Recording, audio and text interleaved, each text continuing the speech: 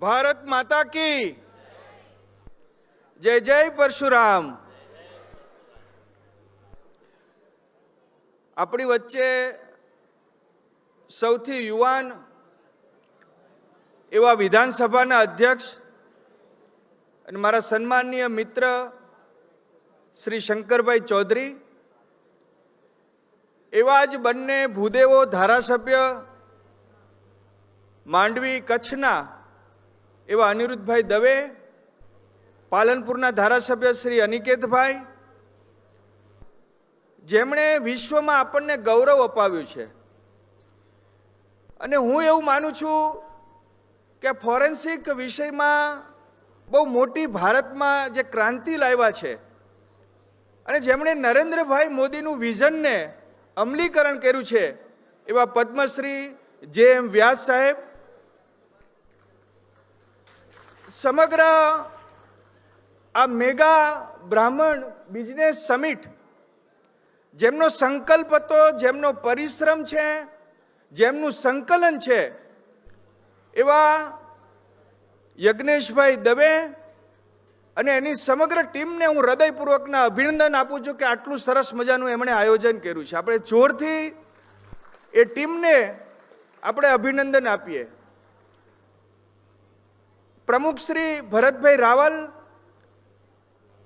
રાજુભાઈ ઠાકર, અતુલભાઈ દીક્ષિત અને મારા નજીકના મિત્ર, પારિવારિક મિત્ર એવા પૂર્વ ધારાસભ્ય ભાઈ શ્રી હિતુભાઈ કનોડિયા, રાજુભાઈ શુક્લ, ડૉક્ટર અશ્વિનભાઈ ત્રિવેદી અને આપ સૌ ભૂદેવ માતા અને બહેનો તથા ભાઈઓ તથા વહાલા મીડિયાના સૌ મિત્રો,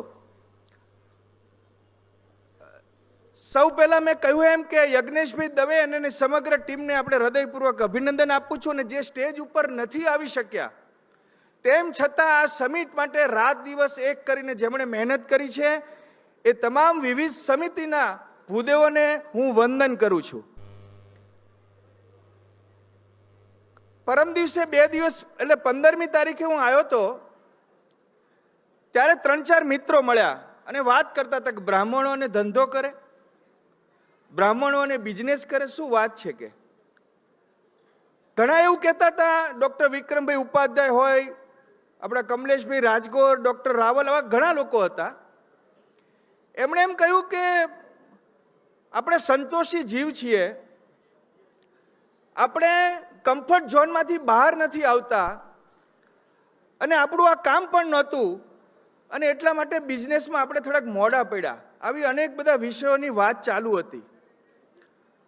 હમણાં શંકરભાઈએ પણ મને ઉલ્લેખ કર્યો કે સરસ્વતીની પૂજા તમે કરતા હતા, સરસ્વતીની આરાધના કરતા હતા, પણ સાથે સાથે આ લક્ષ્મીની પણ આરાધના કરી છે, આમ તો બહુ સારું થયું છે એવું એમણે પણ આપણને એક પ્રેરણા આપી કે ટકોર કરી।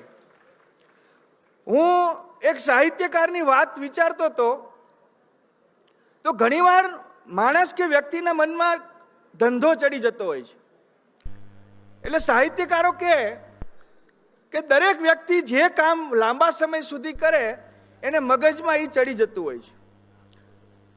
સોમનાથ મહાદેવના દર્શન કરવા માટે શિક્ષિકાઓ ગઈ, શિક્ષકો ગયા અને ત્યાં જ્યારે ઘંટ વગાડ્યો ત્યારે દરેક શિક્ષિકાઓ છૂટી કરીને આજુબાજુમાં ભાગવા માંડ્યા કે ભાઈ છૂટી પડી ગઈ, કારણ કે શિક્ષકનો એક ધંધો મગજમાં હતો। પોલીસને પૂછવામાં આવ્યું, એક પોલીસને, કે રામાયણમાં શું હતું, તો પોલીસે એવું કીધું કે સાહેબ કિડનેપનો કેસ હતો, એક સ્ત્રીના કિડનેપનો કેસ હતો, એટલે કે સીતા માતાનું અપહરણ થયું, એનું હરણ થયું, એટલે કે કિડનેપનો કેસ હતો। એના મગજમાં એ ઘૂસી ગયું। એક વકીલને પૂછવામાં આવ્યું કે મહાભારતમાં શું હતું, ત્યારે એણે એમ કહ્યું કે એક રેવન્યુનો કેસ હતો, કે 5 ગામ નહીં આપવું, 1 ઇંચ જમીન નહીં આપવું, એટલે કે રેવન્યુનો કેસ હતો। અમને રાજકારણીને પૂછો તો અમને ચૂંટણી જીતવા માટેનું એક મગજમાં એક ઘૂસી જતું હોય છે। એમ ઋષિમુનિઓએ આપણને આ કામ સોંપ્યું નહોતું।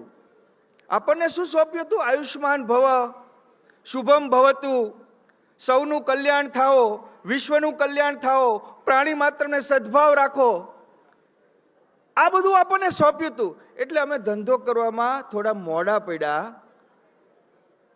બાકી અમે પણ ધંધો કરી શકત, પરંતુ ઋષિમુનિ અમને આ કામ સોંપ્યું હતું એટલે થોડાક મોડા પડ્યા.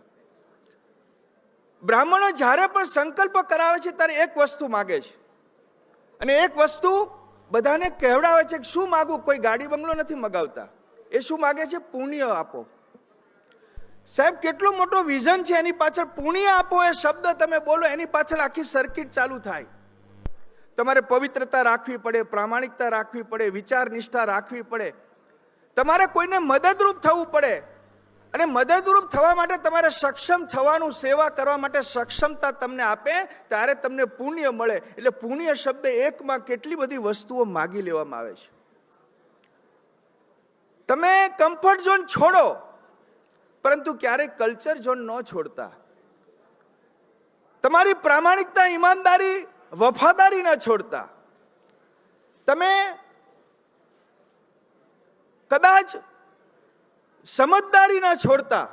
આપણી સમજદારી છે બધાના ભલામાં આપણું ભલું, સૌના ભલામાં આપણું ભલું. આ આપણી સમજદારી છે, એ ક્યારેય ન છોડતા. આપણી જે જવાબદારી છે સંસ્કૃતિના જતનની, હિન્દુત્વની, સંસ્કારની, શિક્ષણની, સેવાની, એ જવાબદારીને આપણે ન છોડતા. એટલે આપણે વફાદારી હોય, સમજદારી હોય, જવાબદારી હોય કે ઈમાનદારી હોય, ચાર વસ્તુ છોડવાની નથી હોતી. હમણાં મેં એક પુસ્તક નાનું વાંચ્યું. એક રોહન્ડા બ્રાયન નામની એક લેખિકા ઓસ્ટ્રેલિયાની, એણે એક ધ સિક્રેટ નામનું રહસ્ય પુસ્તક લખેલું છે. એ વાંચવા જેવું છે. એ પુસ્તકમાં એવું લખ્યું છે કે તમારી અંદર રહેલી અદ્રશ્ય શક્તિ અને બ્રહ્માંડમાં રહેલી અદ્રશ્ય શક્તિનો મિલાપ થાય એટલે તમને જે ઈચ્છા કરો એ પૂર્ણ થાય છે. એમાં એવું લખ્યું છે કે તમે ખુલ્લા મને તમે બ્રહ્માંડ પાસે કોઈ પણ લાગણી કે માગણી વ્યક્ત કરો. બીજું, એમાં વિશ્વાસ રાખો, શ્રદ્ધા રાખો. અને ત્રીજું, તમે જે ચિત્ર જે માગો છો એને મનમાં એ ચિત્ર છે એ ચિત્તમાં રાખો અને એ મુજબ પ્રયત્ન કરો, તો ભગવાન તમે માગેલી વસ્તુ એ અનામત તરીકે સુરક્ષિત કરીને એક બાજુ રાખે છે અને તમારા પ્રયત્નથી એ તમને મળી જાય છે. આવું એ કહેવા માંગે છે. તમે વિચાર કરો, આ જ બ્રાહ્મણો કરાવે છે.